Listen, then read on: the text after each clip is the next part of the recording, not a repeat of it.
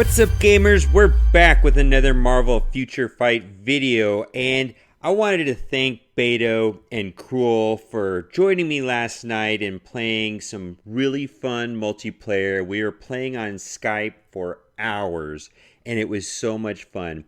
And the coolest thing happened after we were recording is that there was this fascinating conversation about the in-app purchases in games like Marvel Future Fight. Let's listen into the conversation. But I think that most people who play mobile games, they're casuals, right? Because the screen is just too, I don't like playing on my cell phone. I think the Oh, screen is just too small. yeah, you haven't played Marvel Contest of Champions. There's nothing casual about that game at all. It's $100 million game. They've already made $100 million on the game. There's nothing casual about the game. It is fiercely competitive. Same thing with Clash and Clans. At the top tier of Clash and Clans, that is not a casual game at all. People are spending $4,000 or $5,000 hmm easy on Contest of Champions and Clash of Clans. It's not casual. These guys have found a business model that I never thought could be successful, which is just have like a couple dozens or maybe 100 guys spending a lot of money Yeah. and still motivating the guys who don't spend that much to stay in the game. Because I always thought that these games were greedy.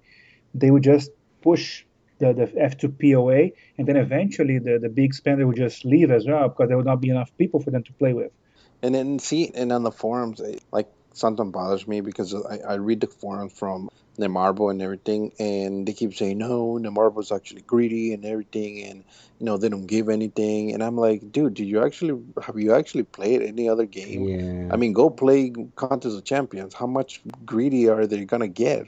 You're spending so much money on it. At least this one, at least Yeah. Netmarbles gives you at least something for free. Netmarble, you have access to getting a 6-star character through grinding. You can get the Giant Man, you can get the Yellow Jacket. That would have not happened with a Kabam The game. thing about the heavy spenders is the rankings, right? I think that Netmarble has developed a good ranking system, except for the arena, and those guys who are on top of the arena, they spend a lot of money as well to be there. I think that's where contest. I don't know the game, but I'm assuming that that's where contest of champions make their money, right? People want to be in the top of the rankings, and they spend a lot. I So don't even know if I can describe their business model, but for you to play the competitively in that 4-star arena, not only have you have to spend thousands of dollars, but you have to play it constantly.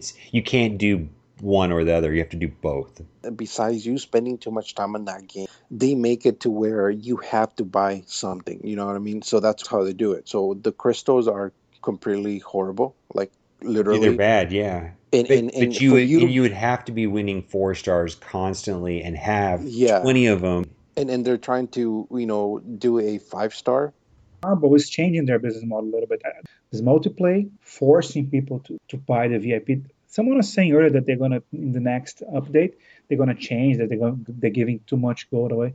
I don't think so. It's quite the contrary because people who never spent money in the game they actually do want to spend now because of the gold. If they just nerf the gold, this guy is saying, you know what, it's not worth it. They're just gonna keep not paying Exactly. VIP. Okay, for me, I'm VIP 8.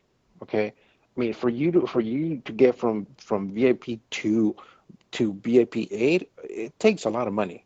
Oh, No, it it's even going You know from what I mean? 4 to 5 is no, it $100 is. to $170. Exactly. So It's a I'm lot of VIP money. 8 already. So I take advantage because of the buy one get one free that they do on the crystal. What company does they do a buy one get one free on crystals? Not a lot of companies do that. You know what I mean? When it comes to mobile games, and their mobile are doing it correctly.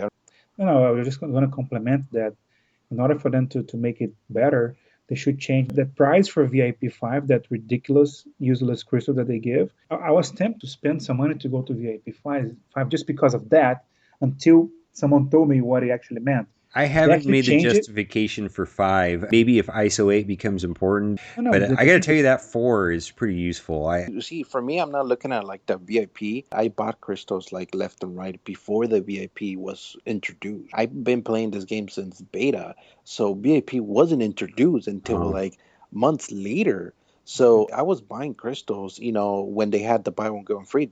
I knew for a fact that this game was going to advance, one of them. Two, they were going to create more characters. So by doing more characters, they were going to do bundles. It's like one of those things that I look at it as a VIP, it's like, icing in the cake. But I look at it, well, am I gonna spend money? Am I gonna be playing this game constantly? Yes. Are they gonna be doing updates? I mean, what game doesn't do updates constantly? Yeah, I mean, this game does roughly about two updates every month. It's always something new, refreshing, and everything. yeah. And they add more characters. I mean, we're at 50 characters already. My point regarding the VIP5 is that when they introduced prize structure for the multiplayer, they were very smart. That's an incentive for people to become VIP in the first place to get the Yeah, gold. yeah, But the prize, the VIP5 prize, that red crystal that they give, it's useless. Actually, if they change that to make automatically got a boost in your ISO by one level, 1 star, that would be great. But that's not how it worked, right? That's just a regular ISO we have by the hundreds because it gets in the dailies. yeah. For me, it just bothers me the fact that there's a lot of complainers that whine about the game, their marble doing it wrong, that the marble is greedy and everything. Well, if you're not spending money, you're getting free stuff no matter what.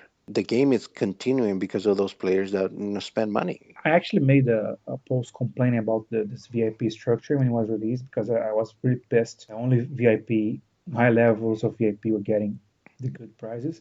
But I think that the money has to make money. But this game has, I think, 500,000 players, according to the arena. Last time I did the calculation for the arena, Yeah, yeah, there are 500,000 players that are active. If 10% of those players become VIP, meaning that they're just buying the Tony stash, we're talking about 50,000 people paying like $5 per month. That's $250,000 per month. Any gaming company can survive with that. You don't need to make $100 million like you're saying that the Contest of Champions they're making. You don't need to make that kind of money to. There is some greed there. I would be more than happy to own a company making half a million, $250,000 per month. I mean, yeah, in that sense, yeah, it kind of makes sense.